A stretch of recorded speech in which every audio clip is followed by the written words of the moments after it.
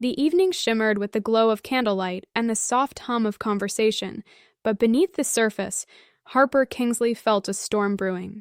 Her heart pounded as she watched Landon, her husband, stand before their friends and family with a faint smile that masked his true intentions. "I've been unhappy for years," he began, his voice calm yet laced with an unsettling resolve. "I want a divorce."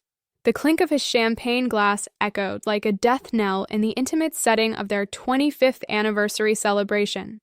Their children, Wyatt and Lila, sat frozen, disbelief etched across their faces. The room, once warm and welcoming with silver anniversary decorations and photos chronicling their life together, suddenly felt suffocating. Harper met Landon's gaze and simply nodded. "I understand completely," she replied, her voice steady and composed. A flicker of surprise crossed Landon's face, as if he'd expected tears or pleas. Instead, Harper turned to their stunned guests, thanking them warmly for attending what had unexpectedly become the final act of their marriage. Harper, now 57, had devoted a quarter of a century to her marriage. She raised their children and supported Landon through 3 career changes, 2 financial crises, and a major health scare, all while managing their household in Austin, Texas. As she watched Landon try to dismantle their life together with a single sentence, she felt a calm acceptance wash over her. As the guests awkwardly began to leave, murmuring sympathies and casting reproachful glances at Landon, Harper approached him. "You should give her a call first thing in the morning," she said, slipping a business card into his hand. His confidence faltered as he read the name, Gabriela Ortiz, Esquire, one of Texas's most formidable divorce attorneys. "Why would you have this?" he stammered, surprise edging his voice.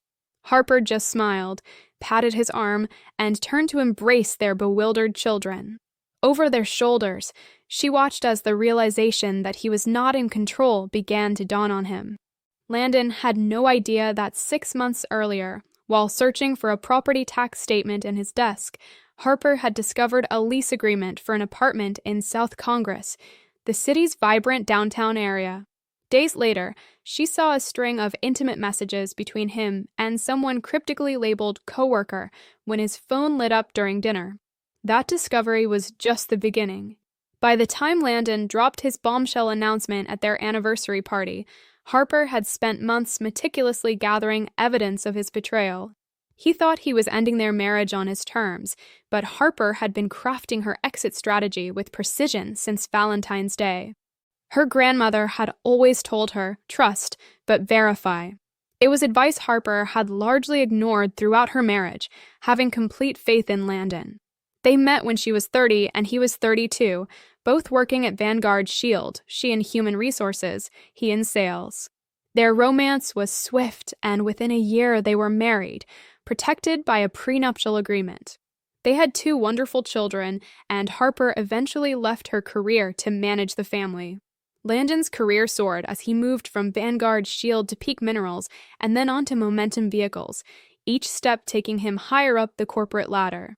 Harper supported every decision, every late night, every weekend business trip, assuring their children that their father was working hard for their future. They lived in a beautiful colonial home in Tarrytown, sent the kids to private schools, and enjoyed family vacations twice a year. But looking back, Harper could see the signs she had missed. The room felt like a distant memory, filled with echoes of laughter and love that seemed to belong to another life. As Harper sat alone, her thoughts drifted to the growing chasm between her and her husband, Landon.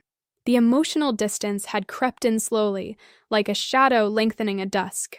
His criticisms of her appearance, comparing her unfavorably to the vibrant young professionals he worked with, cut deeper than she let on. The dwindling physical intimacy was dismissed as stress or age, but Harper knew something was amiss. Her friends assured her that after 2 decades, marriages often resembled companionship more than romance. But how could they explain the scent of unfamiliar perfume on his collar after late-night work dinners, or the second phone she'd found hidden away, which vanished once Landon returned from his hospital stay? Harper had convinced herself these were misunderstandings. The truth was too painful to contemplate until Valentine's Day changed everything. Landon had completely forgotten the holiday, a pattern in recent years. When she mentioned their dinner plans, he claimed a last-minute client emergency. Left alone, Harper spent the evening paging through their photo albums, memories of a couple now almost unrecognizable. The next morning, as she organized their tax documents, she stumbled upon something that would unravel her world: a lease agreement for a one-bedroom apartment on Barton Springs Road, signed only 2 months prior. Landon's signature was unmistakable, and the thought of him spending nearly a third of his salary on this secret place was a betrayal Harper couldn't ignore. She sat in her car for hours that day, parked across from the elegant building with its modern design and panoramic windows, feeling mocked by the contrast to their supposed financial struggles. Just weeks earlier, Landon had insisted they needed to curb spending due to market instability, yet he managed to fund a $20,800 monthly rent in the city's most coveted district. Money was too tight, he'd said, for the kitchen renovation Harper had been dreaming of for years. As she drove home, Harper made 2 critical decisions. She wouldn't confront Landon until she had all the facts, and she would shield herself by collecting evidence of his deceit. The next morning, while Landon was at the gym, Harper unlocked his phone using his fingerprint, a trick she had learned by watching him. Her heart sank as she read the messages confirming her fears. Landon was having an affair with a coworker, Cassidy Vaughn, a 34-year-old marketing executive at Momentum Vehicles. Their text exchanges were explicit, filled with discussions of our place and plans for a future together once Landon cleared things up at home.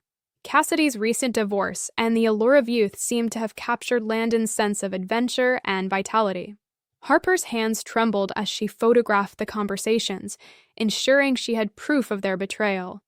That evening, as Landon greeted her with a distracted peck on the cheek, lost in his emails, Harper fought to keep her emotions in check. The urge to confront him, to expose his lies, burned within her, but she held back. Instead, she poured him his favorite bourbon, her voice steady despite the turmoil inside. Working late again, she asked, her words casual. Quarterly reports are coming up, he replied, not bothering to meet her eyes. The weight of betrayal pressed heavily on Harper's chest as she closed the door to her bedroom, her sanctuary from the storm brewing in her life.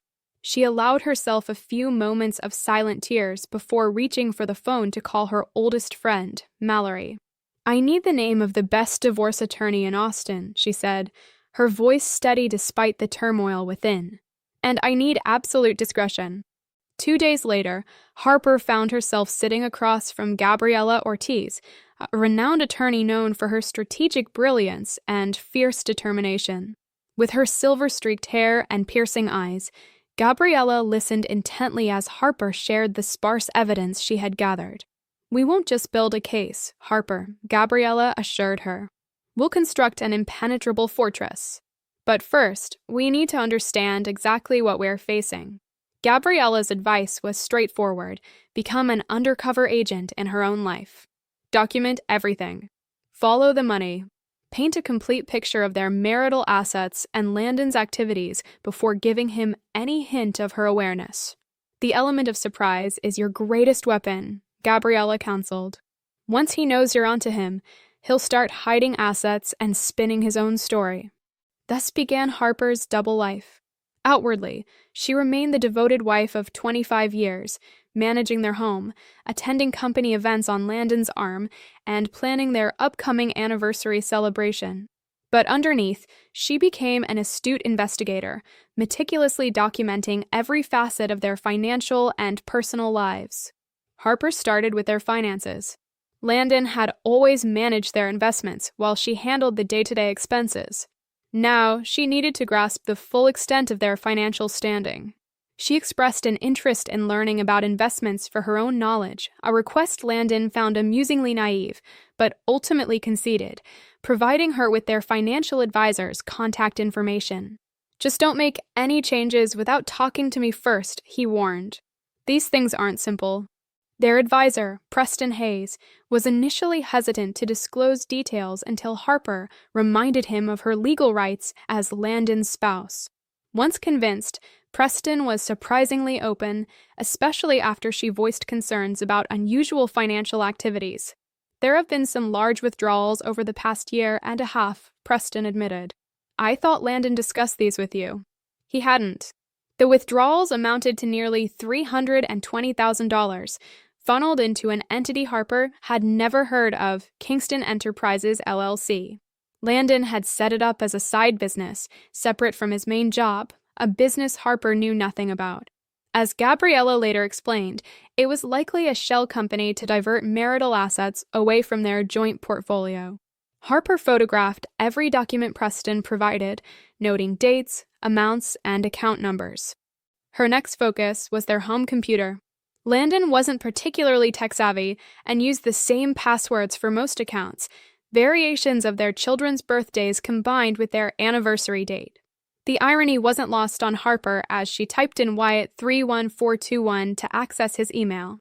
What she found confirmed her suspicions and unveiled new betrayals: email exchanges with a realtor about buying a condo in Nashville, Tennessee, an offer letter from Resonance Tech, a company based in Nashville, dated 3 months earlier. Flight confirmations for weekends he claimed were spent on golf trips with clients, and numerous emails to Cassidy discussing their plans. Once the anniversary party is over, I'll handle the divorce quickly, he wrote in one message. Harper will be devastated, but she'll recover. The timing works perfectly with the Nashville move. They had planned everything. In the quiet moments of the night, as the world outside slumbered, Harper sat alone, absorbing the cold reality of her husband's betrayal.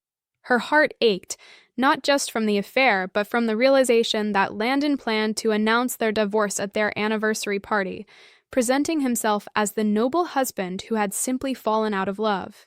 His intention was to move to Nashville with Cassidy, stepping into his new role at Resonance Tech and settling into the condo they'd chosen together. As she read through their well-orchestrated plans, something within Harper steeled.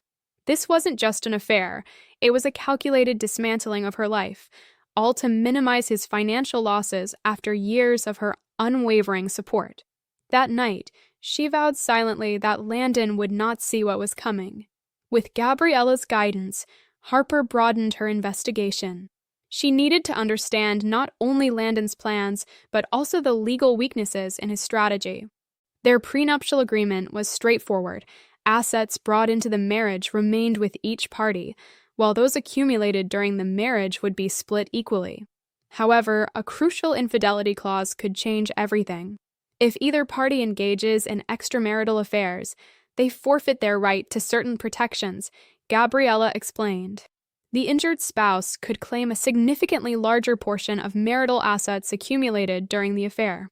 If Harper could prove that Landon's relationship with Cassidy spanned years instead of months, she could potentially claim much more than half, including parts of his retirement savings and stock options.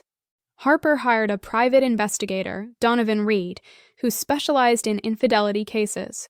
His services were pricey, but she tapped into her personal savings, money saved from freelance design work Landon knew nothing about. Donovan confirmed that Landon and Cassidy had been involved for at least 2 years. He provided photos of them dining, entering and leaving the apartment, and traveling to Nashville on weekends Landon claimed were for golf outings. The most incriminating evidence came from interviews Donovan conducted with staff at Momentum Vehicles. 3 separate sources within the company confirmed that their relationship had been common knowledge as early as spring 2023. Donovan discovered a former executive assistant who maintained a detailed work diary referencing Landon and Cassidy spending time alone in his office with the door locked. This assistant had been dismissed shortly after, allegedly for performance issues. Donovan found her, and she was eager to share her records and testify if needed, still bitter about her abrupt termination, which she suspected was orchestrated to silence her.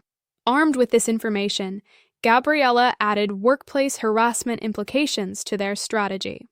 If necessary, We can imply that Momentum Vehicles could face legal exposure for allowing a senior executive to engage in an inappropriate relationship with a subordinate, she explained. It's leverage we might not need, but it's valuable to have. As the weeks went by, Harper continued to gather evidence while maintaining a flawless facade of ignorance. She proposed the anniversary party, knowing it fit with Landon's plans with Cassidy. Around friends and family, she spoke enthusiastically about their future, even initiating physical intimacy occasionally, which visibly unnerved Landon, but which he couldn't refuse without arousing suspicion.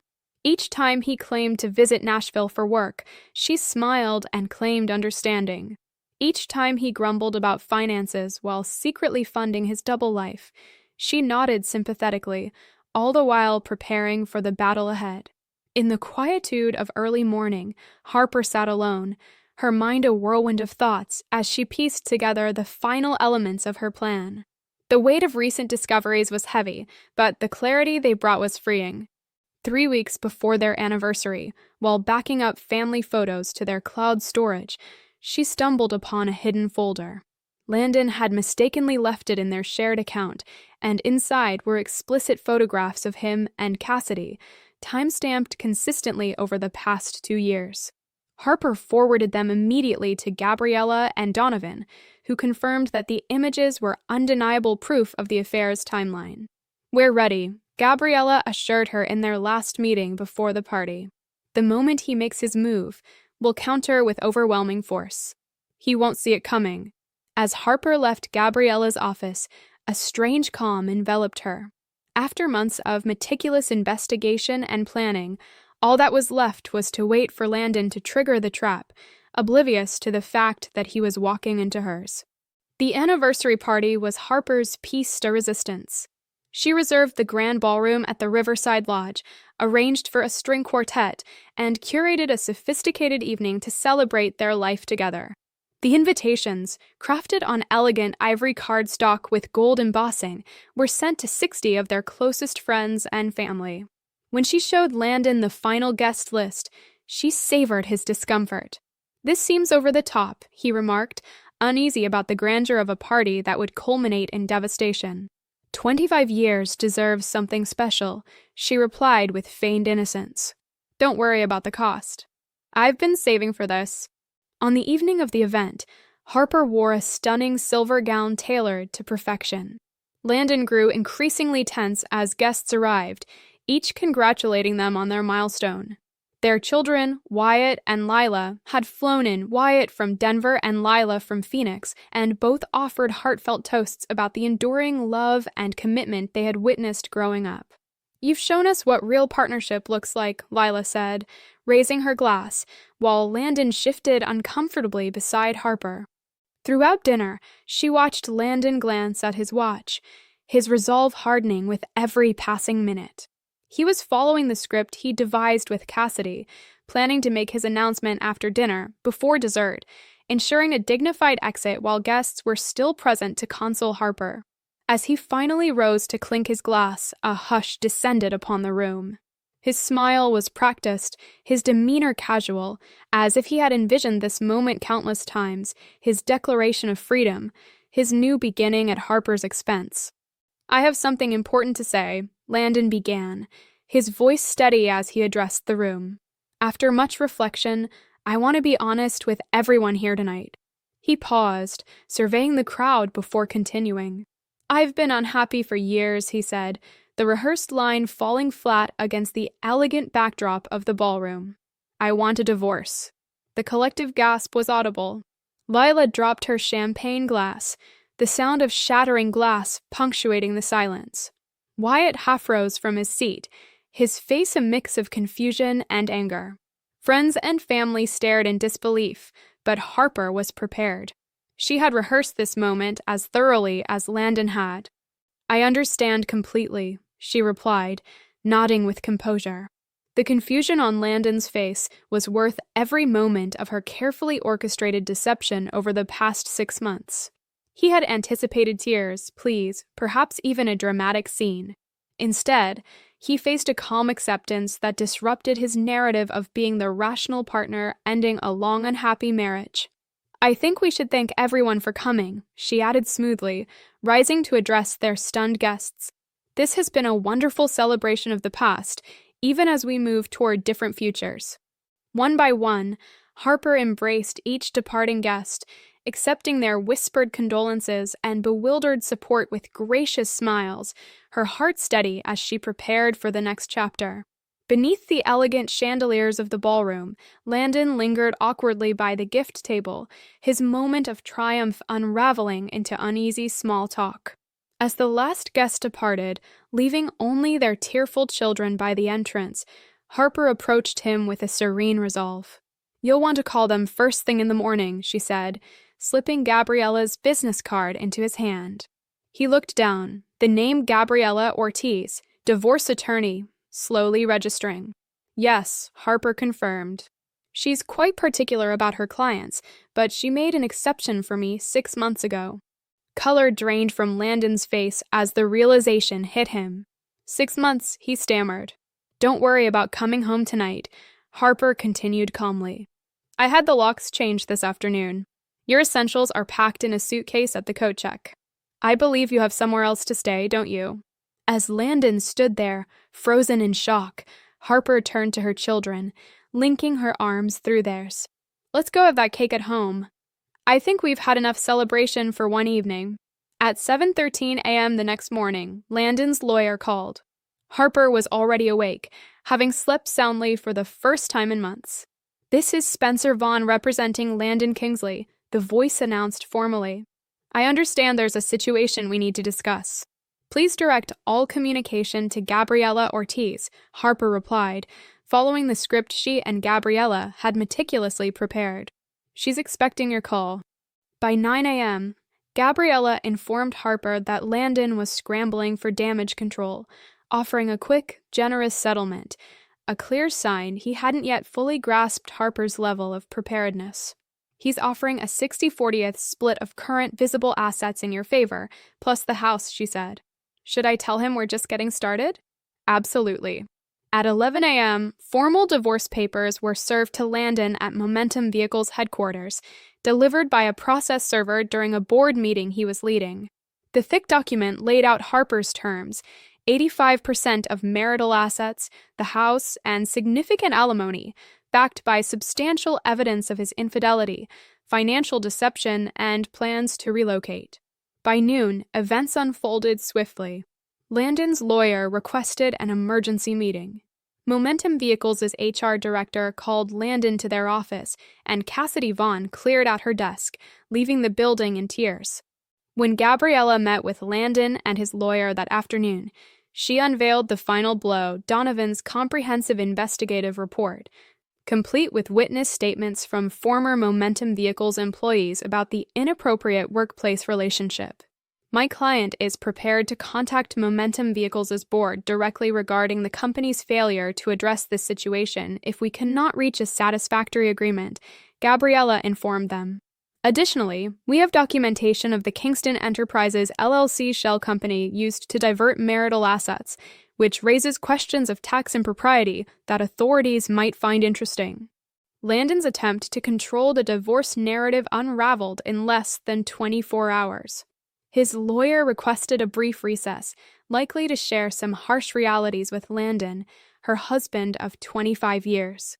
The settlement negotiations concluded swiftly. Faced with potential professional disgrace, tax investigations, and the collapse of the story he'd spun about their marriage, Landon accepted terms that exceeded even Gabriella's expectations. Harper secured 85% of their marital assets, including full ownership of their home, his retirement accounts, and investment portfolios. Landon retained only his personal possessions, his car, and a single investment account, roughly 1/5 of their total net worth. Alimony payments would continue for 10 years, ensuring Harper's financial security well into her retirement. Perhaps most gratifying was the non-disclosure agreement. The sun dipped low, casting long shadows over the garden where Harper finally allowed herself a moment of reflection. The tumultuous months had culminated in a quiet triumph that she hadn't dared to imagine at the outset. Landon would never publicly discuss the details of their divorce, silencing any attempt to paint himself as the victim in their separation. In return, Harper agreed not to directly contact Momentum Vehicles' board about his affair with Cassidy, though she left open the possibility of the truth emerging through other means. 2 days after the anniversary party, Harper's children, Wyatt and Lila, joined her for dinner. They were still processing the public unraveling of their parents' marriage, but began to understand the situation after Harper shared selected details of Landon's infidelity. "How did you stay so calm through all of this?" Lila asked, refilling her wine glass. "I would have set his clothes on fire in the front yard or something." Strategic patience, Harper replied with a knowing smile. "Your father never really appreciated my intelligence. He saw me as just the supportive wife. That blind spot gave me the advantage." Wyatt shook his head in disbelief. "Remind me never to get on your bad side, Mom." For the first time in months, Harper felt a genuine happiness bloom within her. Initially, she hadn't sought revenge. She simply wanted fairness. But when she uncovered the extent of Landon's plans to discard her, she resolved to show him exactly whom he was underestimating. A month after the anniversary party, Landon moved to Nashville as planned alone, significantly poorer and with a tarnished professional reputation. Cassidy, as it turned out, lost interest once his financial situation deteriorated. The condo they had chosen together was now out of his reach, and Resonance Tech retracted their job offer upon learning the true circumstances of his departure from Momentum Vehicles. Meanwhile, Harper embraced the next chapter of her life with resources, dignity, and the profound satisfaction of knowing that she had met adversity with intelligence and strength she hadn't realized she possessed. As she settled into her reclaimed life, she reflected on the irony that in trying to discard her, Landon had inadvertently freed her to become more fully herself than she had been in their 25 years of marriage.